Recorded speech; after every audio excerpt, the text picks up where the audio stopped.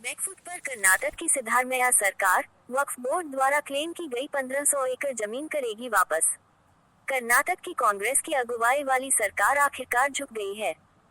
अब सरकार ने फैसला किया है कि वक्फ बोर्ड द्वारा किसानों की 1500 एकड़ जमीन पर मनमाने तरीके से अपना दावा ठोंकने के बाद जारी किए गए नोटिस को वापस ले लेगी। रिपोर्ट के मुताबिक वक्फ बोर्ड की मनमानी के खिलाफ लोगों के विरोध के बाद विजयपुर जिले के डिप्टी कमिश्नर ने सरकार की तरफ से इशारा मिलने के बाद किसानों को आश्वस्त किया है कि किसानों की जमीनों को वक्फ बोर्ड को सौंपने की कोई योजना नहीं है।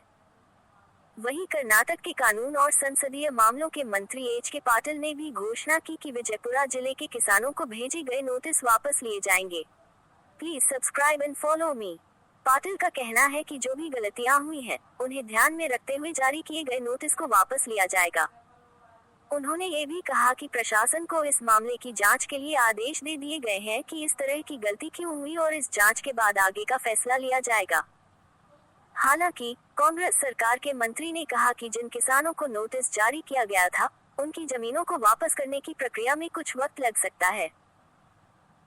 मामला कुछ यूं है कि कर्नाटक के विजयपुर जिले के टिकोटा तालुक स्थित होनवाड़ा गांव के करीब 41 किसानों को हाल ही में वक्फ बोर्ड की तरफ से एक नोटिस भेजा गया, जिसमें ये दावा किया गया कि उनकी 1500 एकड़ जमीन वक्फ बोर्ड की संपत्ति है।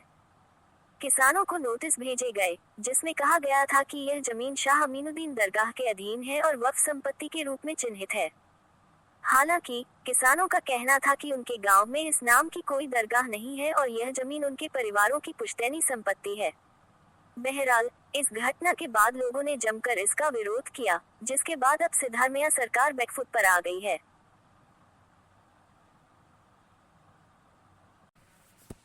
बैकफुट